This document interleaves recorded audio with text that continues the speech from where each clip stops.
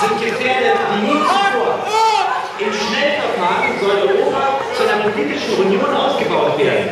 Doch dabei handelt es sich nicht um unser Europa, sondern um ein Europa der Lobbyisten. Wir müssen daher weitere Machtkonzentration verhindern, denn Machtkonzentration führt auch immer zu Machtmissbrauch. Glaubt bloß nicht, dass die Bürger auf Europaebene die Lobbyisten in Schach halten können. Mit jeder zusätzlichen Hierarchieebene, die man schafft, kommen neue Korruptionsmöglichkeiten hinzu. Der Euro ist in Wirklichkeit bereits gescheitert. Ohne eine geordnete Auflösung des Euro lassen sich die über 25% Arbeitslosigkeit und über 50% Jugendarbeitslosigkeit in Krisenländern nicht lösen, weil diese mit dem Euro nicht wettbewerbsfähig genug sein können. Deutschland hingegen profitiert nur auf dem Papier von der Krise.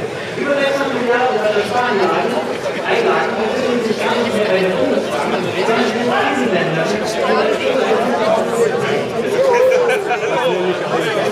Wow, eine Fanversammlung schlechthin. Wollen wir da aufgehen? Ist zum großen Teil das ist der Rest endlich mal die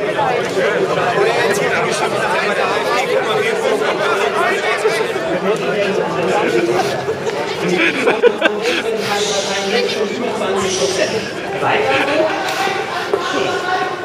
sind wir nicht alle gegen Nazis?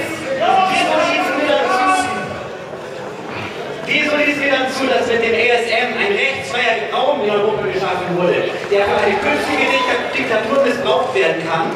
Schaut euch den Vertrag an. Warum habe ich bei den Anti-ASM-Demos kaum Gnaden gesehen? Das müssen wir ändern. Ich bin nicht hier, um Werbung für die AfD zu machen, aber ich bin für Transparenz und Gerechtigkeit. Und über die AfD wird in den Medien stark verzerrt berichtet. Ich habe dort als Beisitzer für den Bundesvorstand und den Landesvorstand Berlin kandidiert, weil ich dort Liquid Democracy bekannt machen möchte. Die AfD steht unter einem gewaltigen Zeitdruck, aber wirkliche Demokratiedefizite sah ich dort nicht. Und wer mal das Programm liest, wird feststellen, dass die AfD ähnlich wie die Piraten für mehr inner- und außerparteiliche Demokratie steht. Wir haben mehr gemeinsam als wir denken.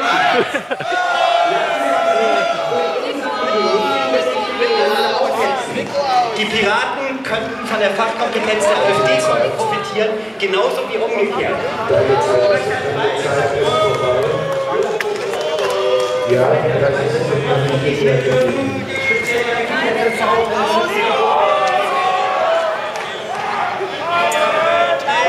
Auf Wiedersehen! so. Das ist so geil. Das ist so geil. So, will die Versammlung den Kandidaten befragen?